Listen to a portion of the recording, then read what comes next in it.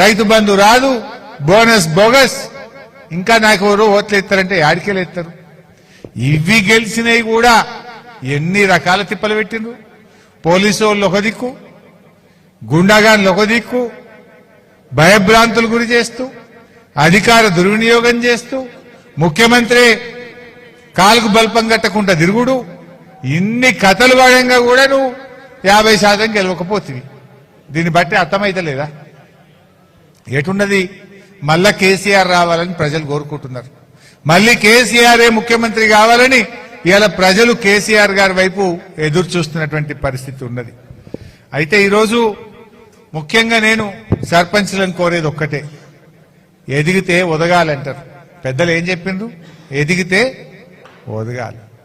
గెలుపు అనేది మన బాధ్యతను పెంచుతుంది. గెలువంగానే కొంతమంది అంగిలాగు మార్చేస్తారు, కొత్త బట్టలు కొట్టిస్తారు, బూట్లు కొంటారు, అద్దాలు కొంటారు, పైకి చూస్తారు, కొత్త మోటార్ సైకిల్ కొంటారు. ఇవన్నీ ఏం చేయొద్దు. మనం ఏం చేసినా కూడా రోజు పొద్దుగాలు లేచి మెదక్కొస్తారు ఏదో పని ఉన్నట్టు. మన పని గ్రామ పంచాయతీ.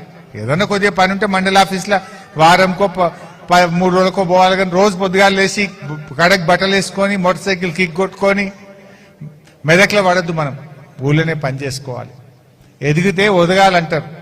మాట మంచిగా ఉండాలి, ఇంకా ప్రేమగా ఉండాలి, ఇంకా మంచిగా నవ్వు ముఖంతో మాట్లాడాలి.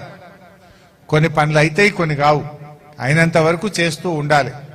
ప్రేమతో మాట్లాడుతూ ప్రజలకు అందుబాటులో ఉంటూ మంచి సేవ చేసి మంచి పేరు తెచ్చుకోవాలి. పదవులు కొంతమందికే వస్తాయి. ఒక్కొక్కరు తక్కువ కొట్లాడినరా? మీరు 5 నలుగురు పోరాటం చేయంగా మీరు గెలిచిందంటే మీ మీద ఎంతో నమ్మకంతో ప్రజలు గెలిపించారు. ఆ నమ్మకాన్ని, ఆ బాధ్యతను మీరు కాపాడుకోండి. ఆ బాధ్యతను నిలబెట్టుకోండి దయచేసి. అయితే ఇక్కడ ఒక విషయం, మీకు పైసలు ఇయ్యరు అనేదో మాట్లాడుతుంటారు.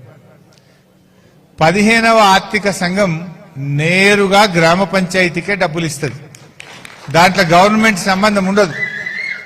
ఆర్థిక సంఘం డబ్బులు రూపాయికి 80 పైసలు గ్రామ పంచాయతీలకు వస్తాయి.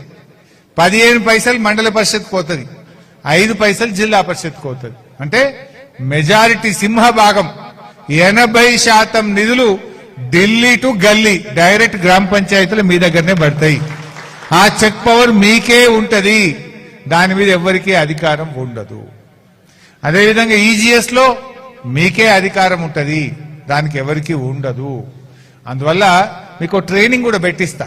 జిల్లా వైజ్ మన మెదక్ జిల్లాలో కొత్త గెలిచిన సర్పంచ్లకు నర్సాపూర్ వాళ్ళు, మెదకోళ్ళు, మన జోగిపేట అందోలోళ్ళు, మన గజ్వేలోళ్ళు కూడా ఉంటారు కదా, మనకు మనోహరాబాద్ తూప్రాన్. ఓ రోజు కూర్చుందాం మనం. మీకు మంచిగా ఒక 2 గంట మీకు పెన్ను పేపర్ ఇచ్చి మీకేం అధికారాలు ఉంటాయి, మీరు ఎట్లా ఆఫీసర్లతో మాట్లాడాలి, మీరు ఎట్లా పని చేసుకోవాలి, మంచి ట్రైనింగ్ ప్రోగ్రామ్ కూడా పెట్టిస్తాం మీకు. మీరు 22 తారీఖు ఛార్జ్ తీసుకున్నాక ఈ నెలాఖరులో ఒకరోజు ట్రైనింగ్ ప్రోగ్రామ్ పెట్టుకుంటే మీకుండే అధికారాలు, ఎలా పని చేయాలి, ఎలా చేసుకోవచ్చు, అన్ని వివరాలు కూడా ఒక మంచి శిక్షణా కార్యక్రమం పెట్టి మీకు అన్ని కూడా అర్థమయ్యేటట్టుగా ఒక పూట చెప్తా. మంచిగా తాత్పరంగా ఒకరోజు కూర్చుందాం. మీకు అన్ని విషయాలు కూడా మీకు వివరించేటువంటి ప్రయత్నం కూడా చేస్తా. అయితే ఓడిపోయిన వాళ్ళు కూడా ఉన్నారు. పాపం ఓడిపోయిన వాళ్ళు బాధపడద్దు. నేను